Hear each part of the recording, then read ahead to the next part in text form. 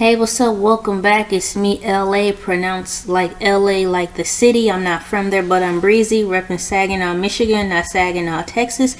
Reppin' Saginaw, Michigan, not Saginaw, Texas. And this is part 2 of Single Black Mom. Welcome. If this is your first time being here on my new platform, this is ELAY TV 2, ELAY TV 2.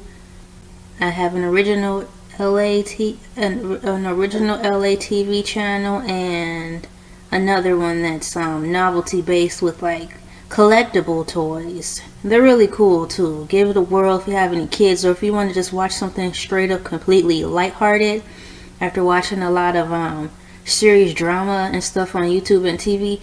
Hit up that channel right there, Team Funko. We got the funk. It's really awesome, and it's original content by myself. This is Single Black Moms Part 2. Let me look at my notes real quick. I want to call it right. Yeah, Single Black Mom Part 2. And I'm getting ready to pick up where I left off at with the first part, and that is if you grew up seeing all the women that you love be involved in bad relationships, unhealthy relationships, toxic relationships, with the man being the main opponent, making the situation of life that much more worse because he's in it. How did that affect your thinking and your point of view as you got older, or from the moment you saw that happening? You know, on the day of conception of the thought of you feeling like, man, maybe I'm better off on my own. Maybe I'm better off not wanting a man because I just grew up seeing all the men mess over, you know, my aunts and my mom and my sisters. So what's the point? It seemed like they do more harm than good. So tell me how you felt when you thought of that. Now I'm going to come out of personal experience now, picking up from the last video where I explained where between the time span of probably 3 years, me being in pre-K, kindergarten to first grade, those were 3 years when I had 3 years to accumulate a decision that fast to see that men being married to a man don't seem like it's really gonna pay off. Cause why would someone treat my mother's sisters, my aunts, who are so kind? Oh my gosh, they're so beautiful. They have such beautiful souls, and they just give and give and give and give. How could a man be so mean to them? And I just didn't get it. They're naturally beautiful to me inside and out, and for the life of me, I couldn't get it. And then I feel the same way about my other aunts on my dad's side as well. They're beautiful souls, and it's like, why would a man be so mean to them?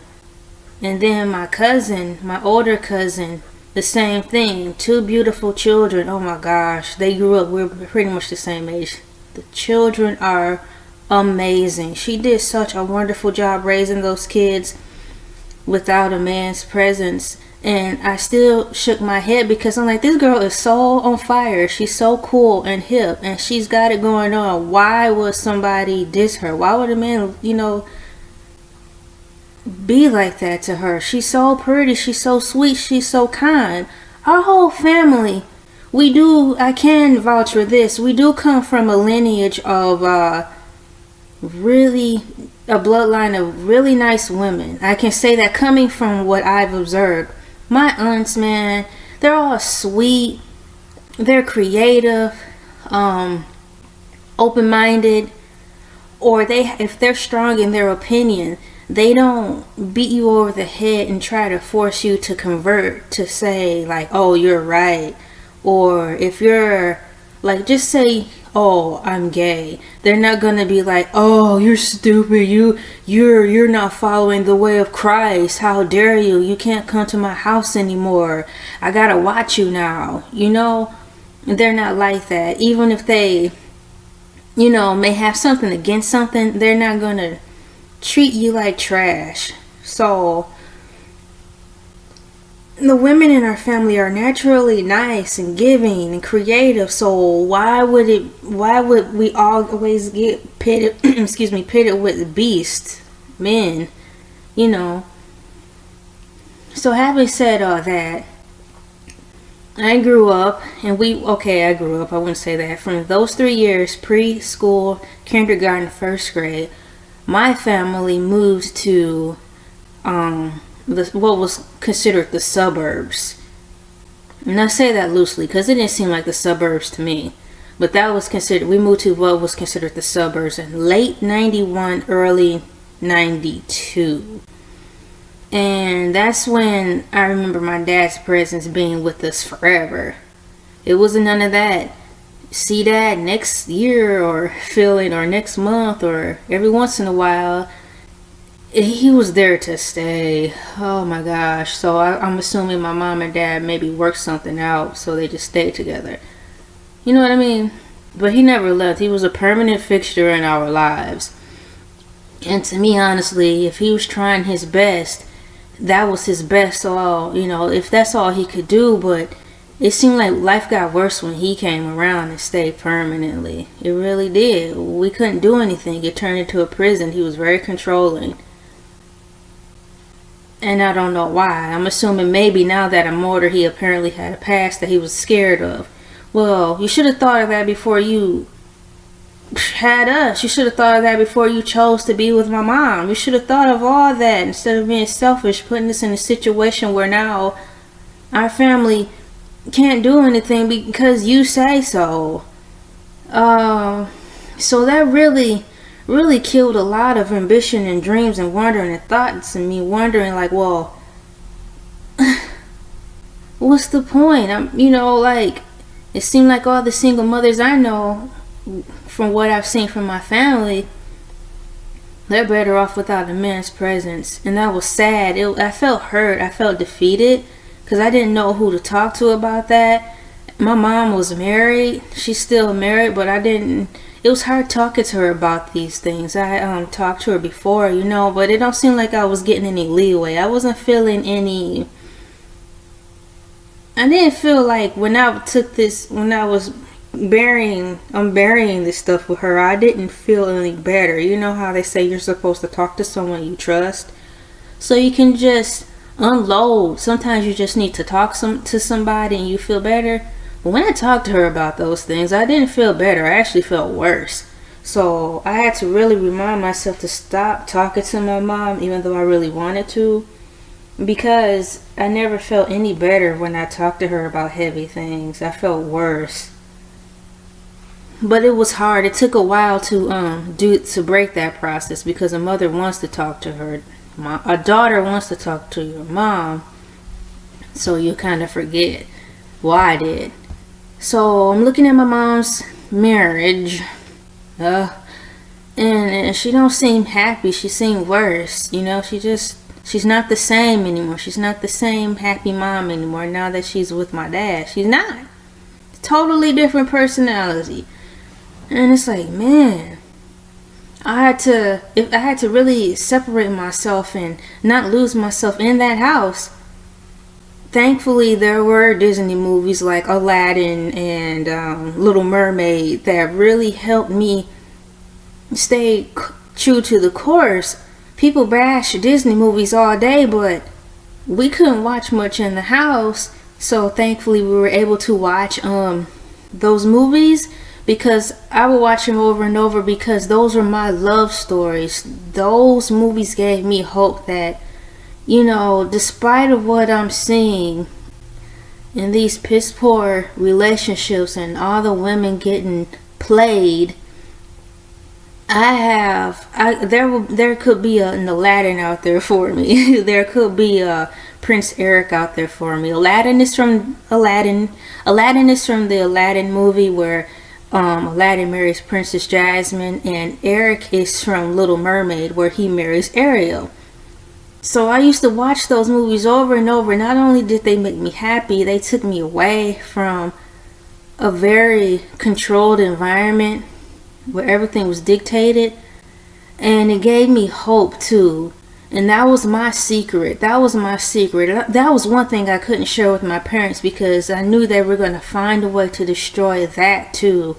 So I'm thankful for Disney because despite all the sadness and the hurt and like not seeing a future for myself already at such a young age that maybe marriage isn't the way, those movies kept my hope alive, kept my flame alive that, you know, this won't happen to me.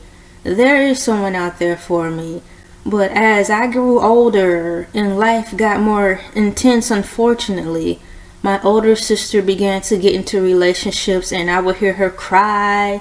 I would see her cry. I would see her down and she would complain to my mom about how angry she was or how guys that she was talking to would just diss her for, of course, the fast girl who was putting out, who was light-skinned, long hair, talk that talk, about this, about that, who quote-unquote acted black, because my sister, she didn't act black. None of us really act black, okay? There's so many white people around here who act more black than me. It's sad.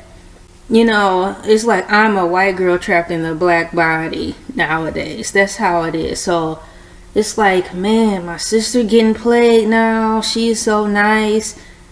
You know, she had a mean streak too, but who wouldn't? Shoot, I'd be mad too if I was her. People just dissing you all day. I get sick of it.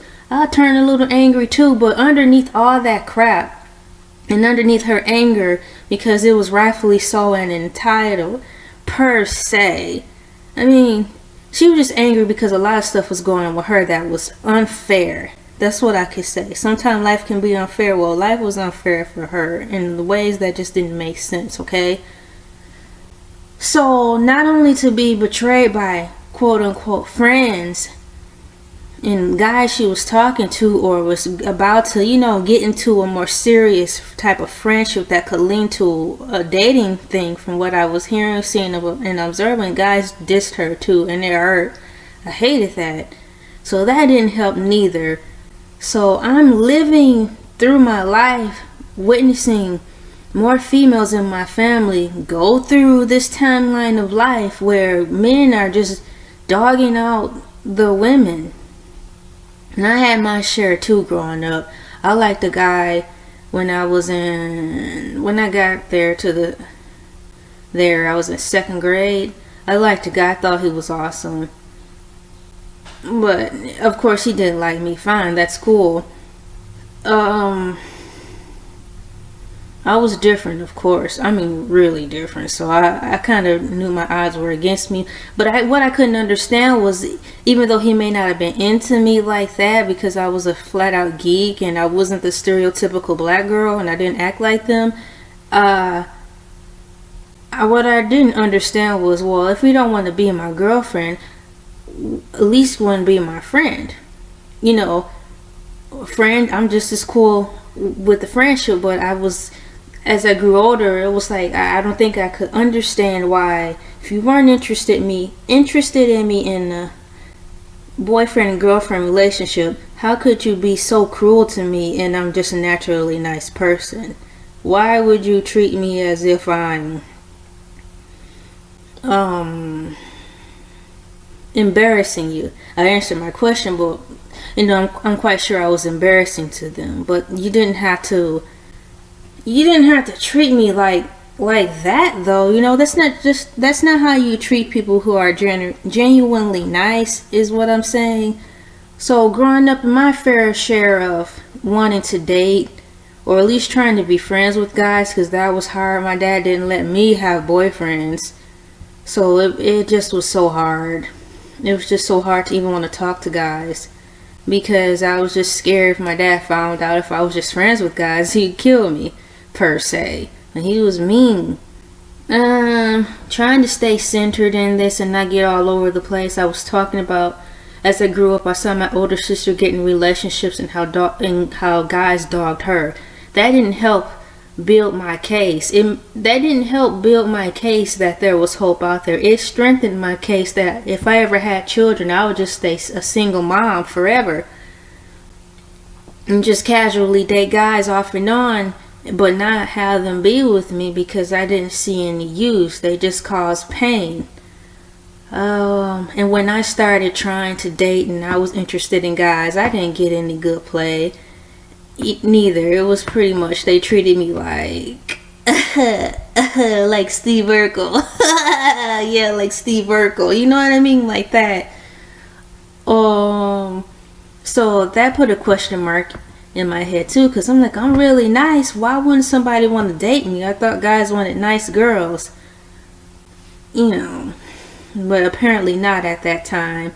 So I was too nice and probably embarrassing because I was a geek and very quiet, but nice. So that didn't help me neither in my quest to see myself married at that time. You know what I mean? The case for being a single mom is out there and it's strong, and I see it. I actually walked through it enough to see why some women choose to just do bad all by themselves, you know, because they're better off. Women, how do you feel out there? Have you walked through the same path I walked through, more or less, when it came to that, you know? Thinking that looking at everybody else, you're better off not even going down that road. Oh, let's see here. Single black mom, coming from my perspective and observations and why I see why women choose to just do it alone, and why my thoughts were starting to get really focused on that. My viewpoint was starting to get really molded into that unfortunate thought too. Oh, wow, it's sad. But thankfully, you know, I had Aladdin movie and I had the,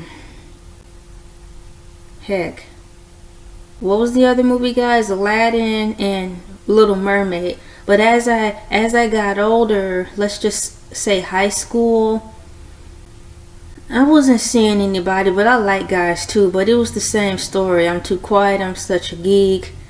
I'm not like the other girls that most of the popular guys are chasing after. So they like me, but at a distance. But if I get too close to them, I would like deflate their coolness bubble, and they would lose points just for hanging around me too long because I was weird. You know what I mean? So I knew where that was headed. I embarrassed people. I just wasn't with the guys. As far as the cool factor and actually claiming like, hey, that's my girlfriend. So I started feeling really hopeless a lot towards my senior year. I started to look a lot better and all that stuff too, but at the same time in my head it's like it's a little too late. I don't want you guys anymore because you were afraid to approach me then. Now you want to talk to me now that you say I'm looking good. It's a little too late. And I was losing hope, wondering like, man, am I gonna ever find like true love, like real love, like actually getting my first real relationship where stuff makes sense? And heartbreak, what is this? Looks like I'm gonna be by myself, but I still held on to hope though. You know, like, man, this can't be it. I won't accept it. No, I will not accept this. I will not accept that. If I have kids, I'm just going to be a single mom for the rest of my life because there's nobody out here who wants me. I held on to that, and I bumped my head so many times, especially once I got into college, trying to find love. Not love like because I needed it from my father, but like romance. The stuff that, like Romeo and Juliet, like, forget the part that they died tragically, but the real true love. Like from Aladdin, Princess Jasmine, Little Mermaid, and Prince Eric. You know, the real deal. The people who get married and love each other and have a family and want to stay together. Like that, I still held on to those principles because I really felt and believed that there was a way. It was like, even though life was just shoving crap in my face, saying like, no, this is how life is going to be. This is how your life is going to be. There's no such thing as a happy marriage. There's no such thing as a happy family. You're better off being single. Men are dogs. Men are this. You're just better off getting child support from them. Even though that was constantly getting pushed inside of me, in my head, and just beat over the head with it just constantly. Life was just beating me over the head with like this. It felt like life was beating me over the head with a stone tablet that said, B, life is like this. There ain't no man out there for you. Don't nobody want you. You're weak. You're quiet. You don't get out of the house. You can't think for yourself. You better off on your own because men are dogs. They only want the horse, you know?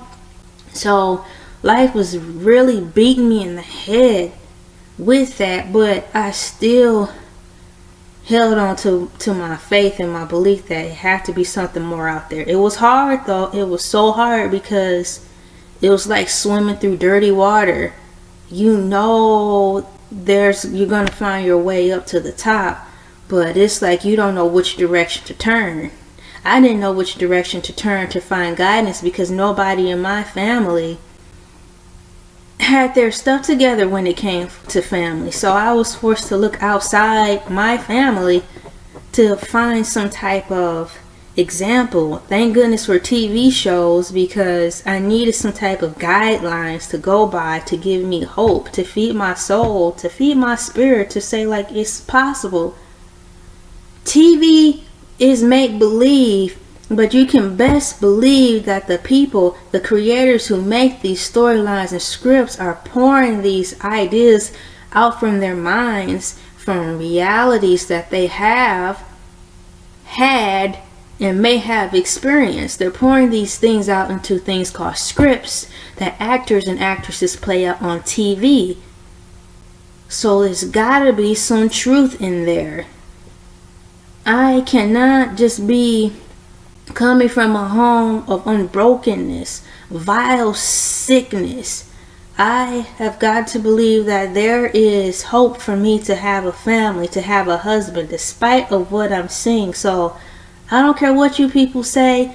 You gotta be thankful for TV. It's a lot of crap TV out there, but if you don't have anybody to talk to, because I didn't have anybody to talk to. I couldn't talk to my parents. I didn't want to talk to my sisters. I couldn't talk to my aunts, even though I love them, because at that time I wanted to keep my mouth shut because my parents were making it seem like we had all of our crap together, and we didn't. And out of respect for my parents, I didn't want to put their business on Front Street. And even when I did a little bit, I was getting the feedback that I was just being silly. I was just overreacting. I don't know what I'm talking about, and it can't be like that in your house, because the outside looking in shows me that you guys are the picture perfect Cosby family. F you, you're wrong. I could have killed myself because I didn't have anybody to talk to. I'm so serious about this because it's true. People go out to voice their opinion and they say, oh, you're just joking, from the outside looking in, you guys look perfect. Well, I'm telling you it's not like that. So if you're gonna just brush me off, don't be surprised when you see me in the newspaper talking about, oh, she died because she killed herself. Yeah, let's not take what people say so lightly. So I had to really hold on for years. I ended up getting in an abusive relationship. But thank you God that through the years of being in an abusive relationship, I still had hope.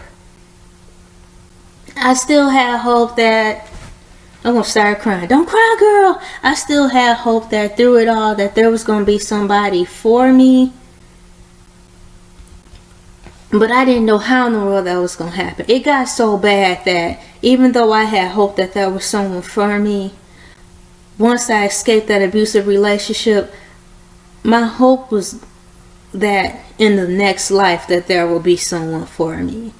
Maybe in this life and this time I'm not gonna have anybody, but I know that I would have somebody in the next life. That's how detached I had become.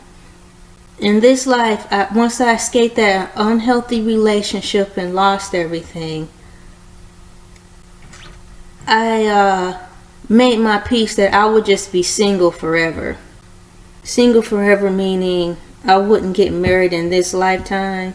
I would just raise my son and wouldn't have any more kids. because there wasn't any good guys out here to have kids by. You know, I wanted to be pregnant, but I didn't want to be getting pregnant by a stupid N-word, you know? It wouldn't be worth the hassle. I just got out of a lifelong relationship. That's what it felt like, abusive relationship. So why would I get back involved in another one with another stupid N-word? So I chose not to have any more kids. Though, you know, because I just felt time was up. My son had got so old. What was the point in trying to have a kid anyways? So he won't be lonely. So much time had went by. So I just was like, well, I'll just raise my son. I'll stay single forever. When I get in relationships, now at this point, I'm just going to being able to have a good time. Use them as a way of escapism. It's going to be a trade. You know what I mean? It's not going to be any seriousness about it. And that's just how I went. Knowing that when I died in this life, I knew the next life I would have that perfect someone. So in a way, I didn't give up on true love. You know what I mean? But it was like, oh my gosh, I didn't give up on true love all the way. But you can see the distance that life did as it tried to really wear me down. So I know if I got wore down like that, I know a lot of you ladies have and are worn down and hopeless. I'm just saying, you're not the only one. I am 34 or 35 years old. But I'm saying in that age and that time span, it could take a while, but keep fighting. You are not crazy. There is a thing as true love. There is someone out there who loves you for you, and it's true. I've been married for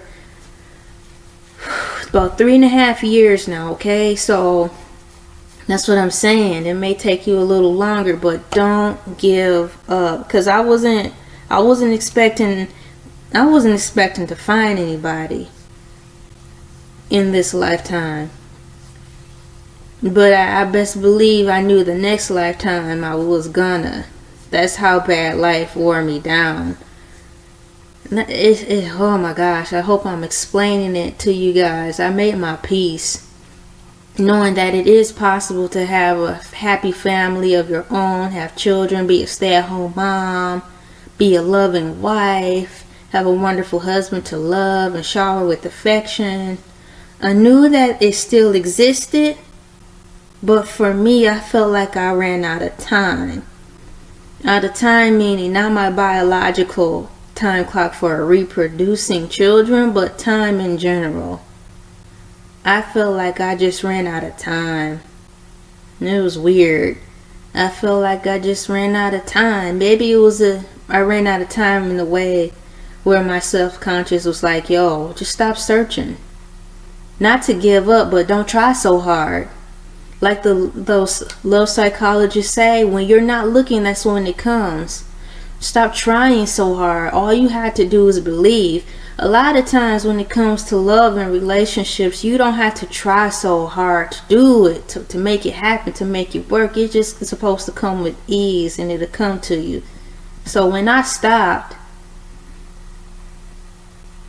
and I started getting back on my feet again, got into another new apartment with just my son and I, lo and behold, that's when I met my husband. Wasn't even looking, man. I wasn't.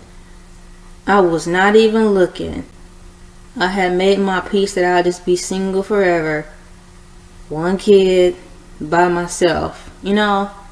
But I found him. We found each other. It's like, oh my gosh. So ladies, haven't taken you down that long dark road in some detail about being a single black mom. I get it. I get why you choose it, because it's like, what's the point? You're better off by yourself. I felt the same way, and I was believing it too. And you know, in some way I still believe it, thanks to life forcing its values onto me without me wanting it. It was like life was just stuffing me down this mold of thought that I did not want to accept. And it hurt. Life will try to stuff you down into a mold that's not yours. That's why life hurts so bad. Especially when and if you have different views for how you see yourself in your own life.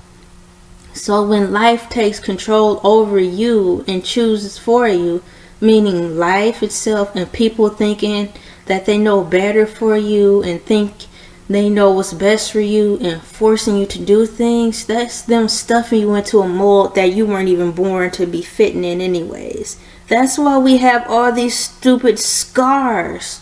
That's why we have all these emotional scars. But just remember, most of the time, not everything is completely your fault. Some blame gets shifted in certain directions, so don't carry all that weight and move on. I'm just thankful for those Disney movies that gave me my secret privacy of hope.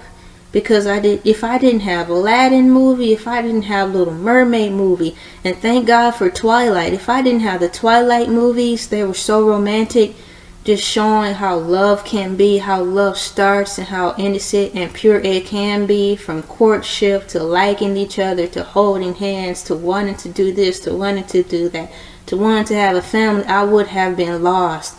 I remember Twilight came out when I was in the midst of an abusive relationship. Twilight just gave me, it relit my hope in a way. It relit my fight. You know, it really relit my fight to live, to want to live too, you know. I see this being another type of video where I just explain more about the pathways of women being single black moms.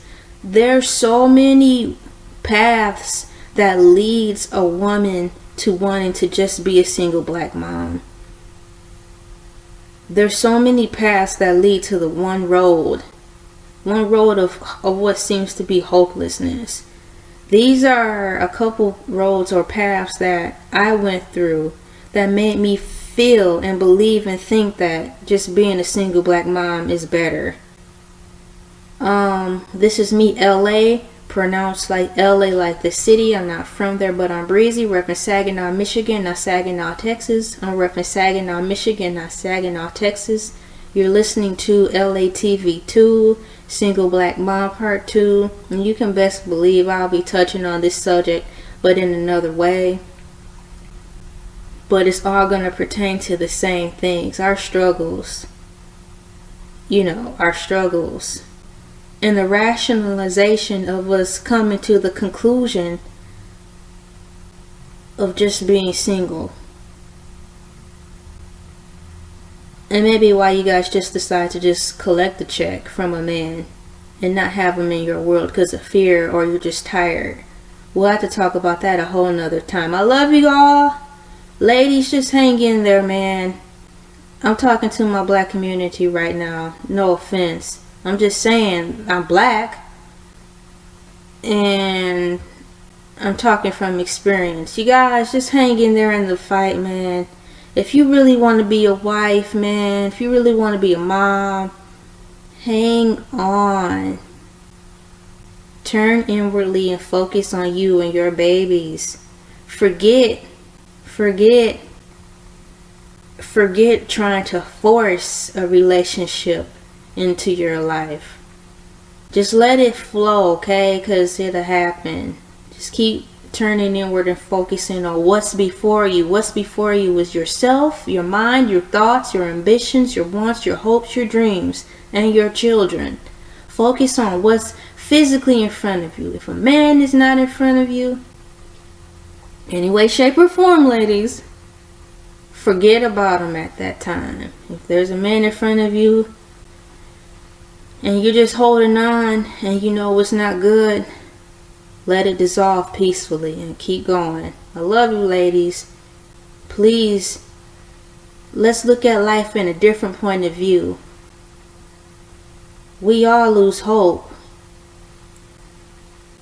But let's just look at the reasons why you're choosing to be a single black mom. Stay open to the notion that if you want to be a wife or a mom someday, that that's a possibility. That still is an option for you, okay? The brothers out here starting to feel the same way, so, you know, you just got to get it, man.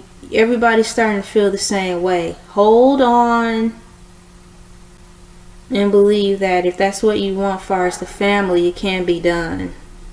I keep saying the same thing over and over, but you guys, I love you, man. Just take into reconsideration the notion that you still can be that girl, meaning a mom, a wife, have the family, okay? Life's job is to stuff us down into a mold that's not suitable for us, okay? You're gonna have to break it. You're gonna have to break it, and it might hurt. But it's for a good cause, okay? It's for a good cause. It's a cause so the rest of your life cannot be miserable. How about that? The prize for breaking the mold over your mind and over your thought processes and your days and days out is knowing that now you're on the road to the rest of your life being set free. Okay? That's your money right there. I'm out. I love you. Hit me up. Share this video. Open your minds. It's okay to open your minds in the privacy of your own home. You owe that to you, because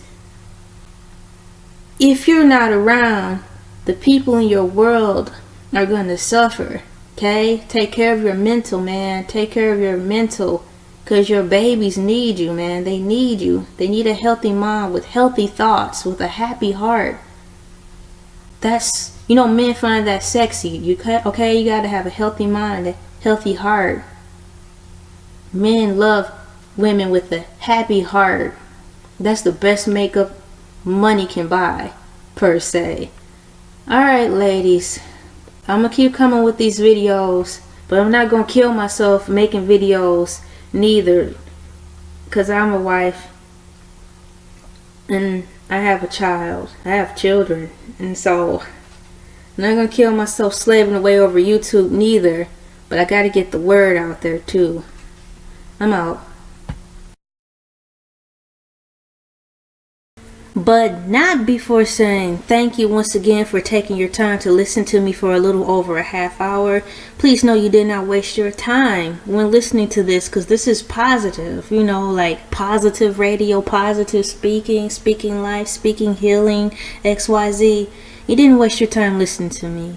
And I know that despite my following amount, whoever is drawn to my platforms are right where they're supposed to be. It's nice to know that I'm helping someone and I'm healing someone. Every single person is important, and it's not a numbers thing with me. It's a person's thing with me.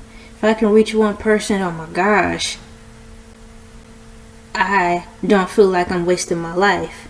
You know what I'm saying? Outside of being a wife and stuff, some of the things I'm doing outside in my free time is reaching back out to help people with my voice. Doing what I can with my means, with what I have. And then when I get more, I'll give more. It's just how it is. This is where I'm at right now. This is the level of giving I'm able to give. I reach out to people online and social media and give positive comments. Positive comments, y'all. Positive comments go a long way. So my energy is not being wasted. It's being dispersed in all the great avenues of the social media world. Thank you, people, for listening to me. Please like and share. Even share this in your church, man. There's nothing wrong with sharing YouTube videos in church. You guys go in there and talk about everything else in church. Why not talk about these YouTube videos too? They're good icebreakers. Don't be ashamed to listen and watch YouTube videos, even if they're considered secular. Just because I'm not going around putting Jesus in my subtitles and hashtag doesn't mean that what I'm saying or have to deliver is unholy or non-Christian. Get out of that habit of thought, because you're missing out on life in other people's walks of life and their stories that could possibly help you. Don't turn everything in church into a spiritual, holy thing, because you're missing out on everything for that simple fact. So I encourage you to please share these videos of mine that touch your heart to your youth department, And even the other department where nowadays it's, what is it, kids, I don't know what you guys call it, like Jesus little holies where the babies go. Then you have the teens, you know, youth night, and then the single section you guys have in church, you know, like where the single people mingle, you know, things like that. Share them then. There's nothing unholy about sharing my videos and anything else that's positive. We all need healing, and it comes in different ways and forms. As long as it's healthy, it should be shared. Alright, gracias. It's me, LA, pronounced like LA, like the city. I'm not from there, but I'm breezy. Represent Saginaw, Michigan, not Saginaw, Texas. Saginaw, Michigan, not Saginaw, Texas. This video ran long. I'm ready to go get me a Coca-Cola. I'm waiting for my husband to come back.